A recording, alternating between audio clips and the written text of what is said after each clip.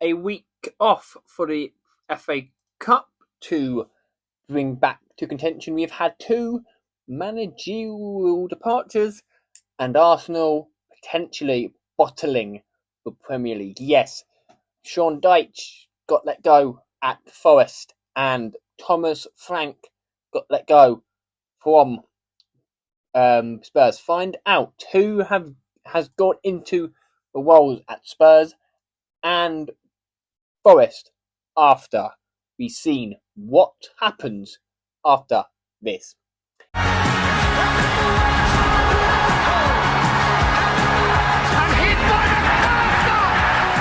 Liverpool are the champions for their people, with their people.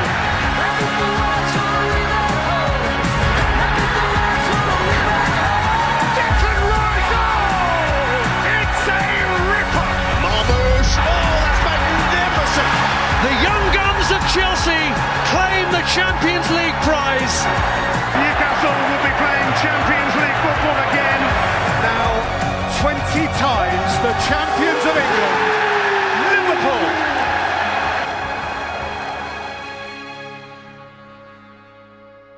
Yes, guys, it is Premier League game week number 27 with Arsenal's gap. With Arsenal dropping even more points at the top of the Premier League. The gap's now 5 points, but they have played a game more than everybody else. They've already played their game week 27 and they drew 2-2 to bottom of the table Wolves. And let's see what happens in 27.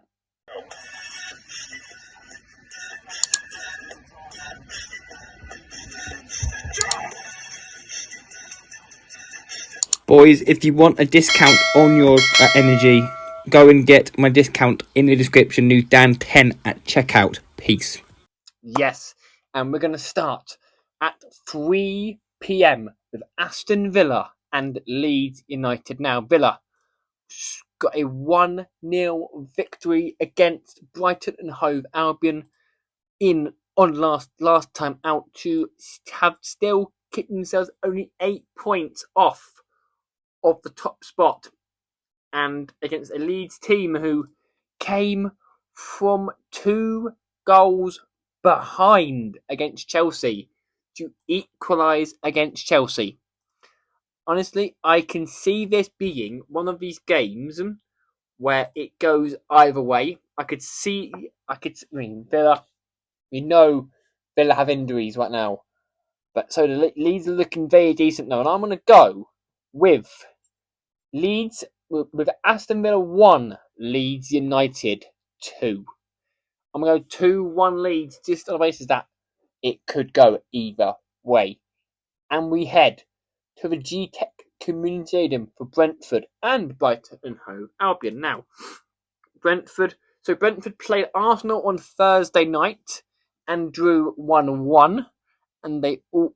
So yeah, that was that game. So yeah, they played against Arsenal and drew 1-1, and then they're playing against.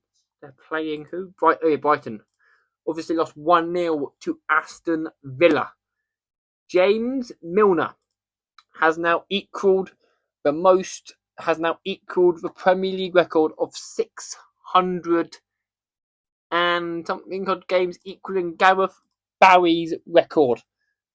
Brentford at the G-Tech are very good at the G-Tech at Brentford, and I'm going to say Brentford will pin Brighton 1-1 draw here at the G-Tech Community Stadium. We head to Stamford Bridge and to Chelsea versus Burnley. Now, Chelsea, like I said, drew 2-2 against Leeds United, and Burnley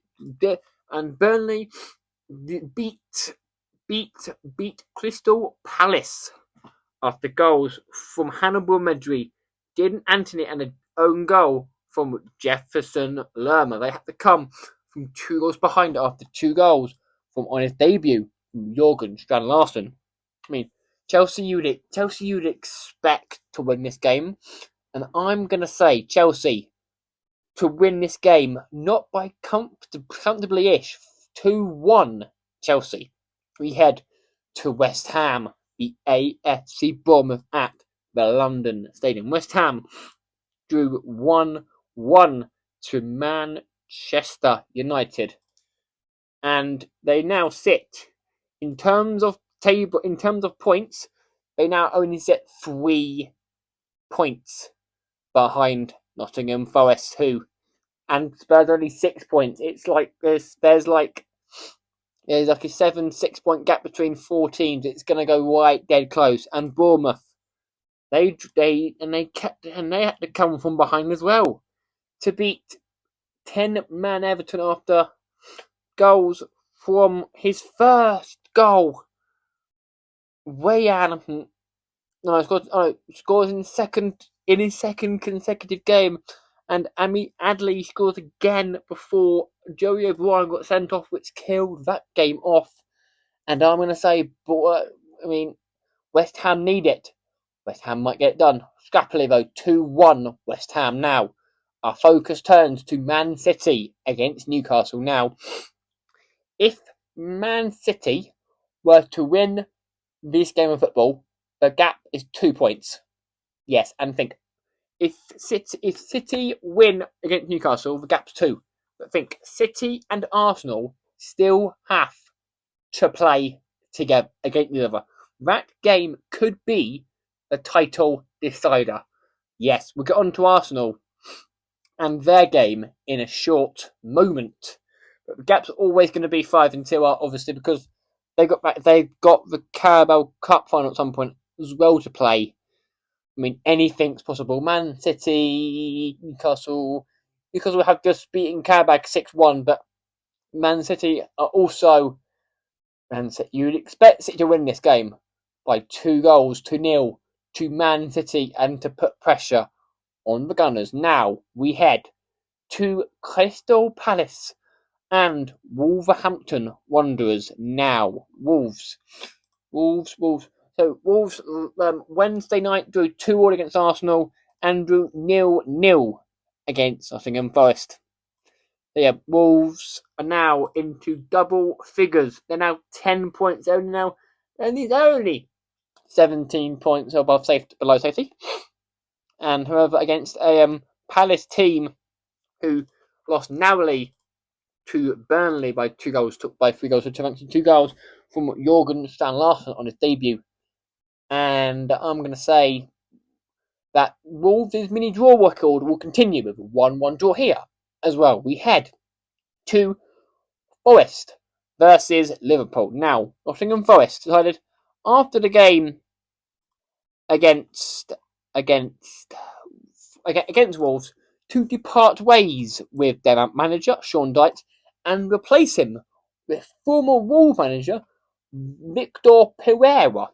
Yes, Victor Pereira, who started at Wolves. This is Forest's 4th manager of the year. Nuno Espirito Santo and Postecoglou, Sean Dyche, and now Victor Pereira. And they're playing against a Liverpool team who we know how good Liverpool are. But Forest need to keep tabs on the likes of West Ham. But Forest have won at Anfield in the past 2 seasons. Can they do it again at this is how will Victor Pereira set up with his team in the Premier League? I'm going to go Liverpool to win it by 2-1. It could go either way. We head to the Stadium of Light for Sunderland v Fulham. Now, Sunderland lost at home for the first time this season against Liverpool, thanks to a goal from Virgil van Dijk. And Fulham lost 3-0 to Man City.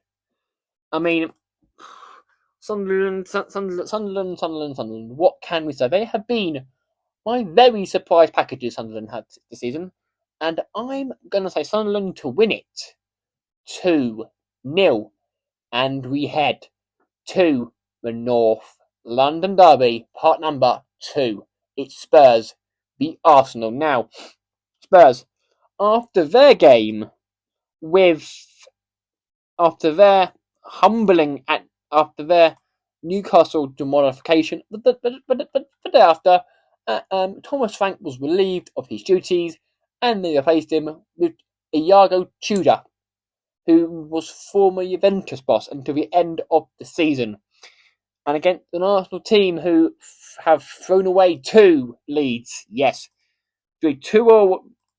We're leading against Brentford and third away, and we're leading against Wolves and threw it away.